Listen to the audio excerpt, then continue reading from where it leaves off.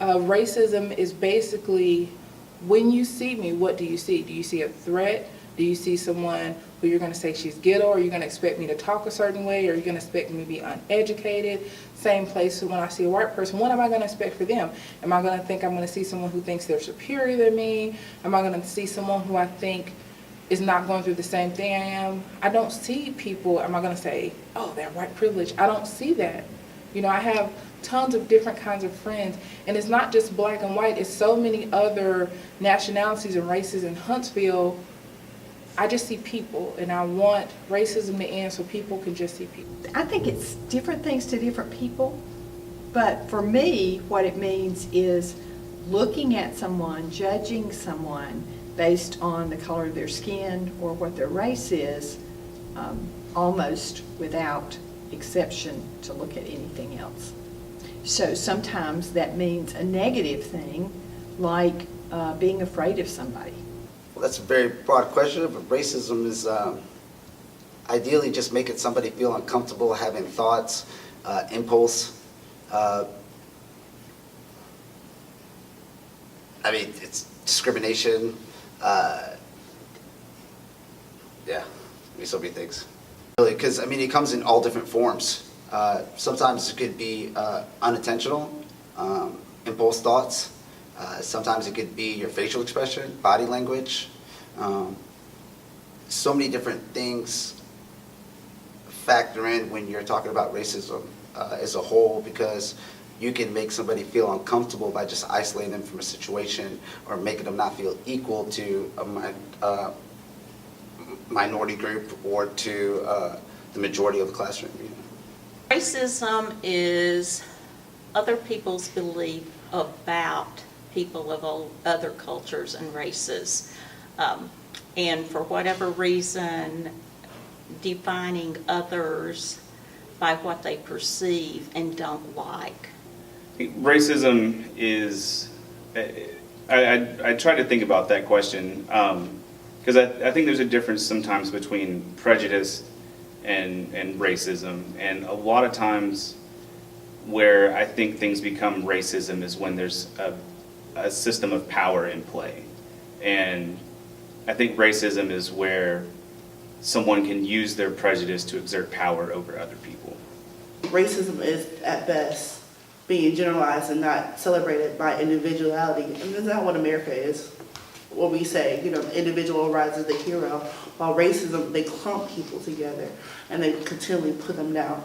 The definition is saying that one race is above another, but when you are that minority, you're never seen as one, you're seen as the minority. You're seen as lesser and inferior. Racism is any action or thought or system that discriminates or puts one group of people at a disadvantage to another based on how they look, their skin color.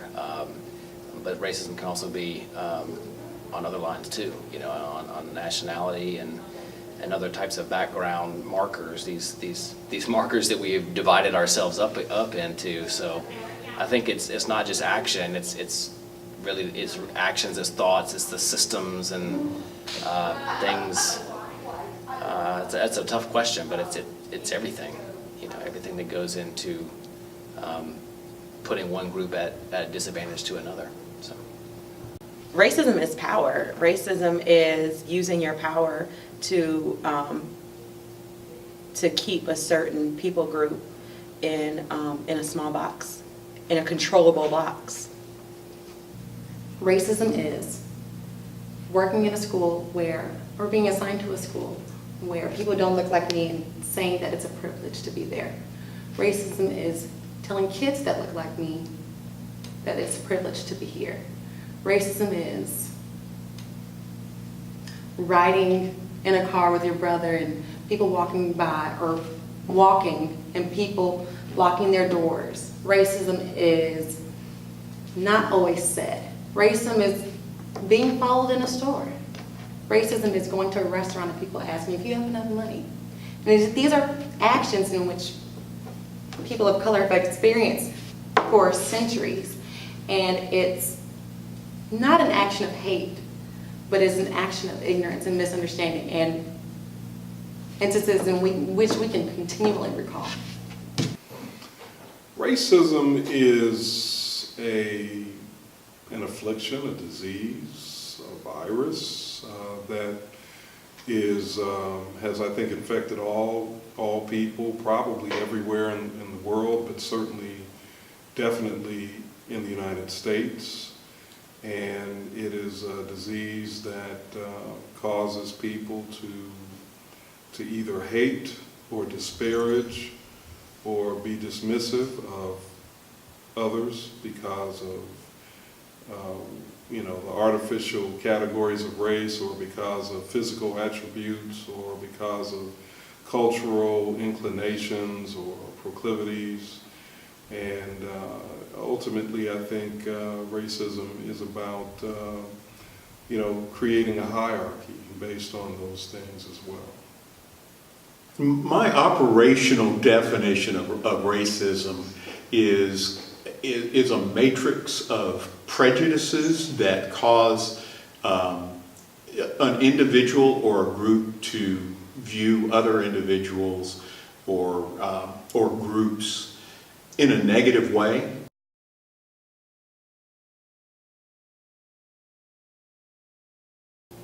I personally think it can. I've definitely heard from the other side of that that it only exists with hate. And the reason I think it can is just because I think there can be people who naively say something and it's still hurtful, and they may not mean it that way. Also, just me personally growing up in the South, some of my family is definitely racist, and so there are things that I would hear as a kid, and then as I grew up, it wouldn't dawn on me until someone kind of pointed that out, like, hey man, that's racist, and it was in the back of my head. Sure, I should probably have known that, but I think that there's learned behavior, and so I think it's a gray area personally. I can see where both sides are coming from on it. But I definitely think that there are instances where people are being racist and maybe they don't realize that they're doing it. Now, that's another controversial issue because most people will think that all racism is hate, especially in the culture that we are now in this country. But again, you have people that may look at someone for the color that they are and don't like them, but it doesn't mean that they hate them. It may mean that their education, some have better education than others, some lives on this side of town as opposed to that side of town.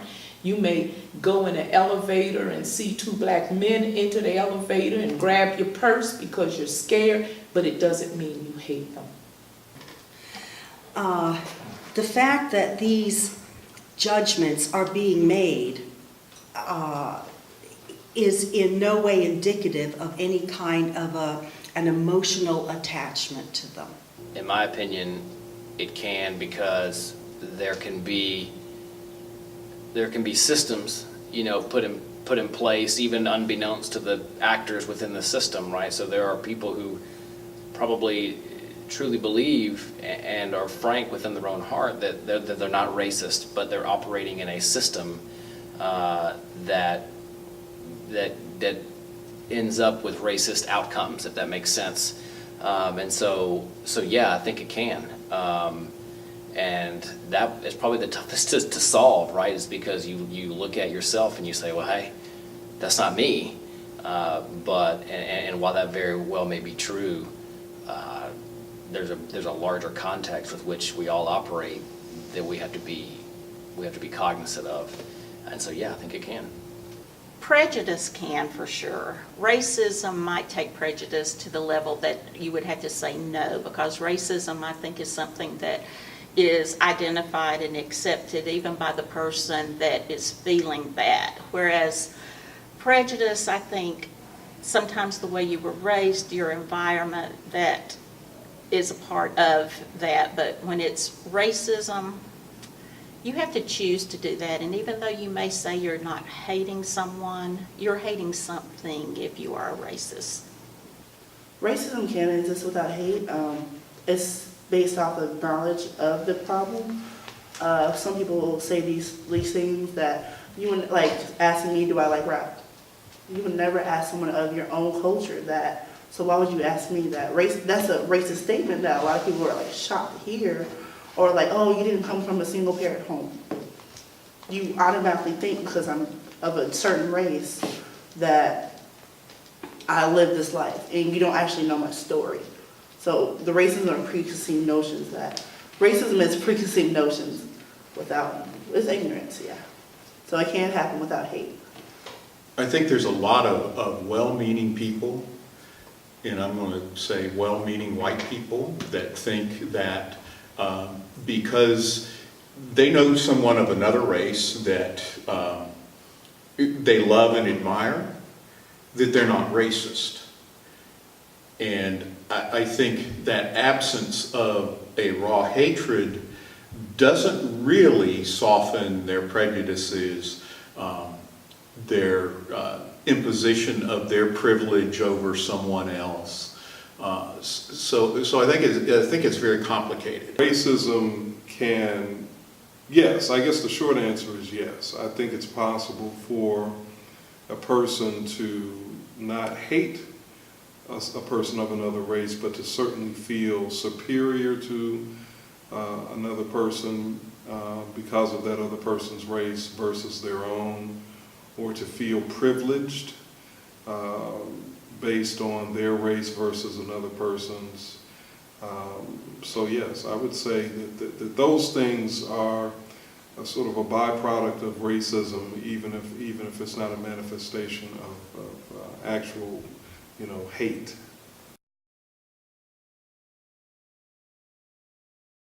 I can say this: there is no one way. I don't know that any, massive societal ill, any societal problem is solved overnight and in one way. What I can say is that this is from my own personal experience and those that I know around me that I have seen to be the most effective on a personal level is being side by side with people different than you and getting work done. You see what I'm saying? If you have to work next to somebody who is different than you to achieve a goal, those barriers just simply have to come down because you can't get anything done. And I feel like on a personal level, that's a very effective way. On the more systemic and societal level, we have clear changes that we need to make to policies, procedures, laws, and things like that, so that, like I said, even if we don't feel it ourselves, or even if we look at the system and we don't believe the system is set up that way, it's clearly delivering those types of outcomes. So we have to change the levers, right, so that the outcomes are truly just. Hence the justice system, right? We wanted to actually provide justice. And so I think that you've got to combat it both ways, personally and systemically, like through the laws that we have in our society. But I don't know that there's either any one way to do that on, both a personal or a societal level. I mean, it's just going to take all of the above in the kitchen sink. We have to be willing to try all different types of things, and honestly, when some things don't work, move them away and keep trying on other things. And this is not a problem that's going to be solved overnight. It took hundreds and hundreds of years in American history to get to the point that we are right now, and it can't end tomorrow. By sitting down face to face with somebody else and listening. I think that's the most important thing to do. In my own experience, honestly, I was raised by a bigoted family.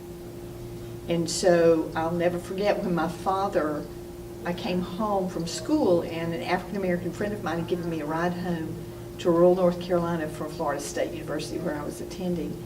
And he brought my suitcase, very gallantly brought my suitcase to the door.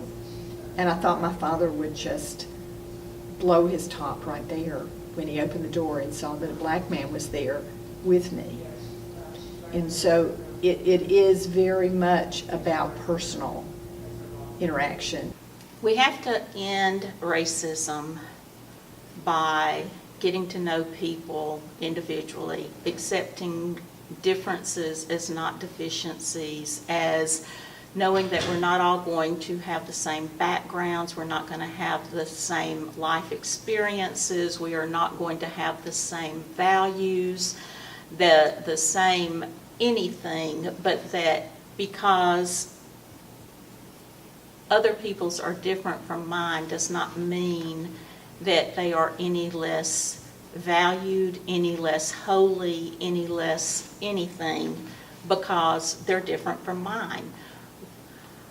Those of us with privilege, white privilege, we have to accept the fact that we might have to open our hearts and open our minds and give our voices to other people to let them experience things the way we have in our life. I have always worked in mainly predominantly black communities, and I have absolutely no idea what it's like to be black. But when they talk about those communities, they are talking about my community.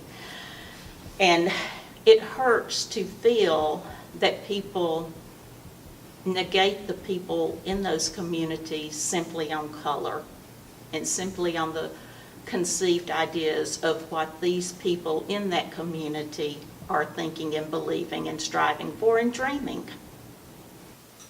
I don't know if racism can be ended. It's a global problem. You see it in how the Aborigines are treated in Australia, how majority of people in Brazil are of Afro descent, and they're still, the Brazil that we see looks nothing like me. What's going on in Haiti or the island of Hispaniola. And here in the United States, we have yet to address such a gruesome history. And I don't know if it'll ever be addressed out of the comfort of certain groups of people. While certain groups are stuck to live in the skin, others are continually moving ahead of society.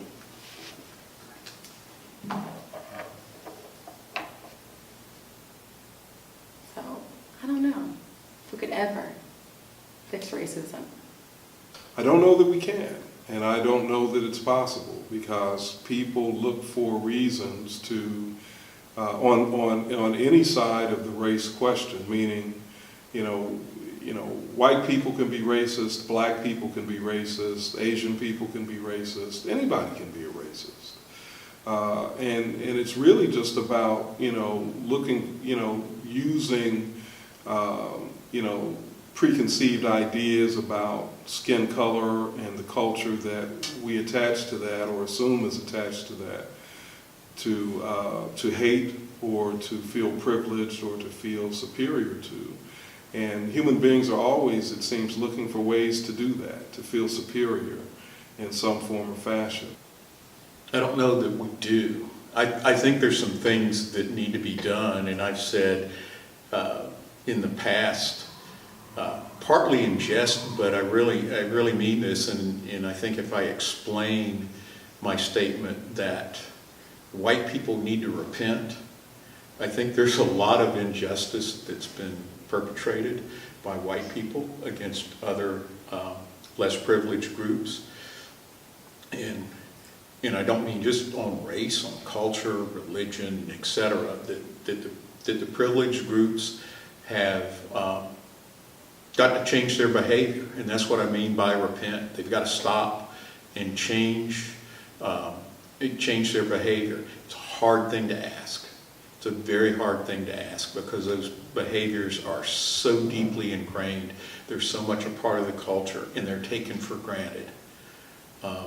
Another thing I am firmly convinced of is that most white people are not conscious of the privilege they have. We end it by talking about it and defining it, which is what we're hoping to do here.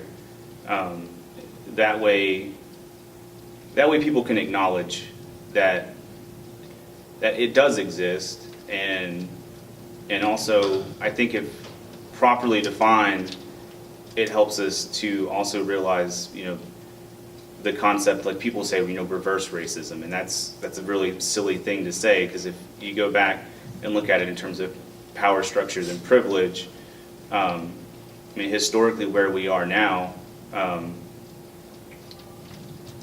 it's more common right now that there's going to be someone who's white maybe that's interviewing you or something like that, and that can affect just various things. I think we end racism, unfortunately, like they did in the 1960s, unity. Because a lot of people don't understand it wasn't just black people marching.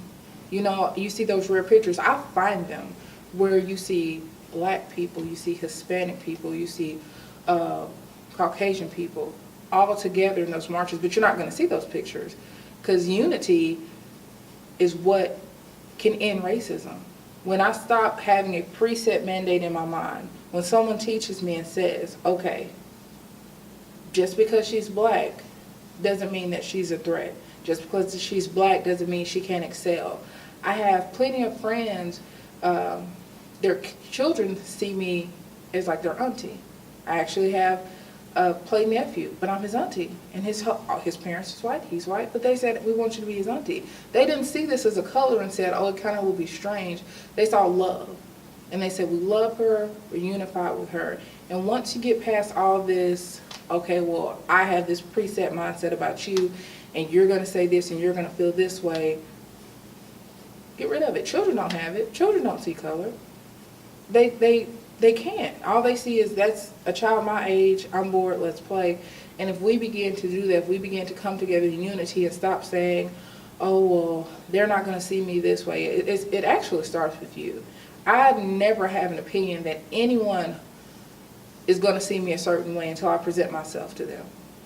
And it's hard for some people. I think that's why I got picked on a lot, because I had such a myriad of different types of friends in high school, because I didn't see the white guy, I didn't see the black guy, I didn't see the Mexican girl, I didn't, see the Muslim girl. I just saw people. And we were unified, and it didn't matter.